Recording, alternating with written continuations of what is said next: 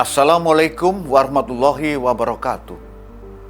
Imam Syafi'i pernah berkata, "Jangan pernah menyesali masa lalu, tapi pelajarilah masa lalu itu untuk menjadi pribadi yang lebih baik di masa depan."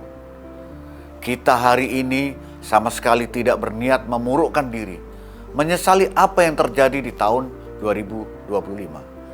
Tapi dari tahun 2025, kita harus belajar memperbaiki diri sekaligus berani meresolusi diri bahwa di tahun 2026 kita sebagai bangsa selayaknya tidak terperosok di lubang yang sama.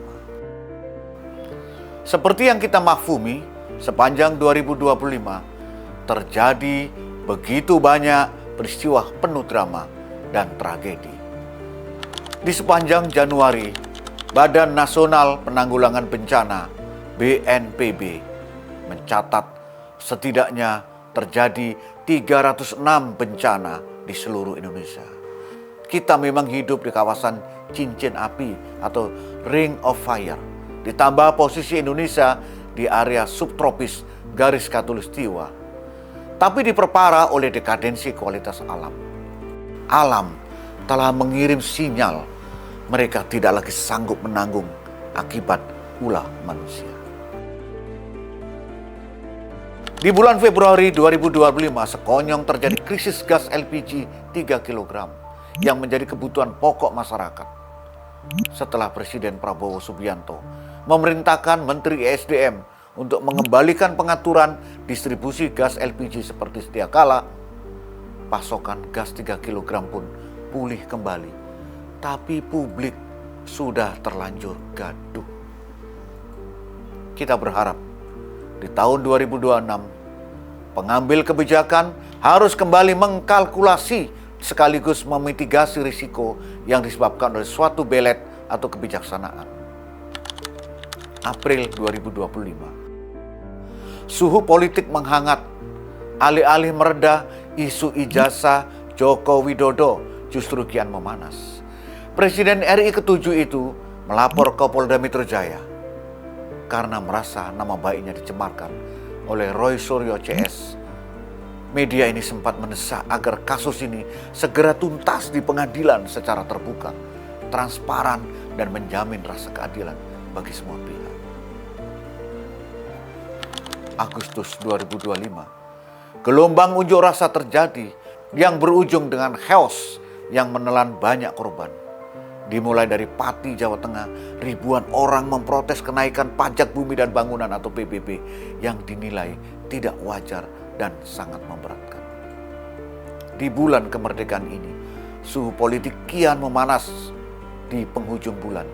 Manakala mahasiswa dan aktivis sosial menyoal isu kenaikan tunjangan bagi anggota DPR yang kembali diberikan bahan bakar oleh aksi joget-joget para wakil rakyat di ruang sidang yang terhormat.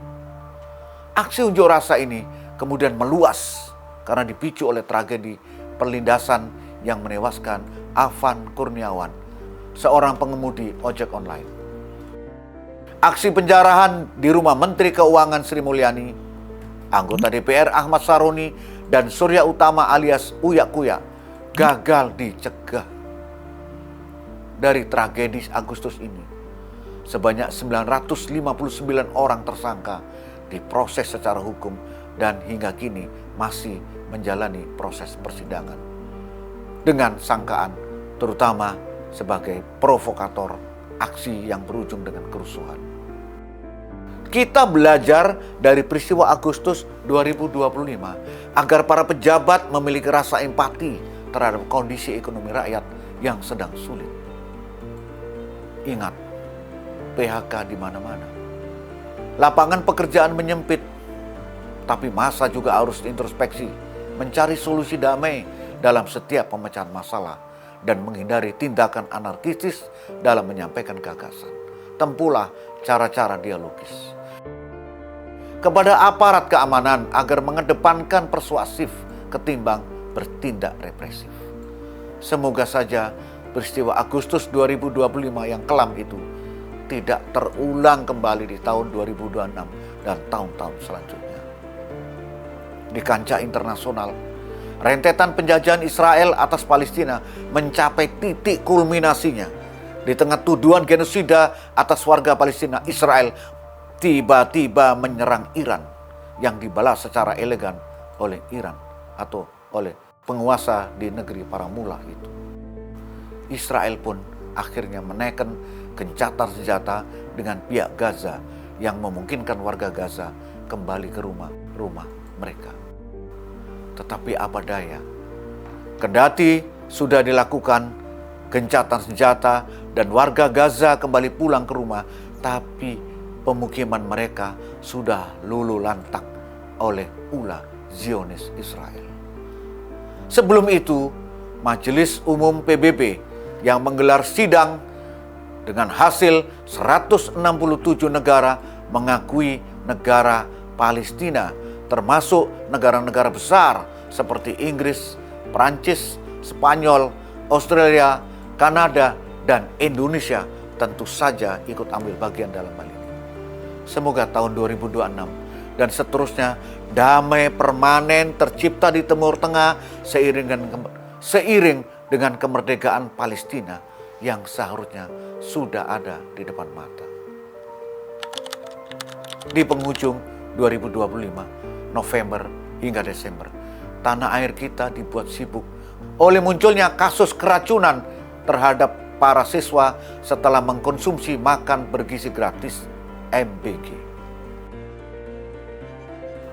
Ribuan siswa menjadi korban kecerobohan para operator dapur MBG.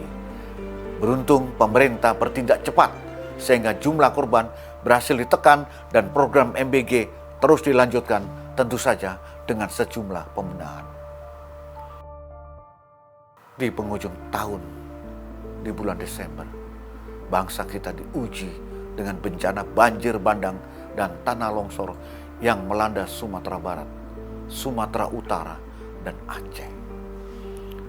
Dari bencana besar ini, sekali lagi, di luar pemerintah dan institusi negara yang sudah seharusnya tampil di depan, ada begitu banyak relawan sosial dari berbagai kelompok yang terjun menolong saudara-saudara kita yang tertimpa musibah. Mencari dalang penyebab bencana ekologis memang harus, tetapi menolong korban terlebih dahulu itu yang utama. Semoga tahun 2026 dan tahun-tahun sesudahnya pun kita terhindar dari bencana ekologis yang menyengsarakan banyak orang. Dengan catatan, bencana kali ini harus diusut tuntas siapa tangan-tangan kotor pelaku pengundulan hutan yang menjadi sebab bencana ekologis ini. Nasrun minallah. Wafatun qorib. Wassalamualaikum warahmatullahi wabarakatuh.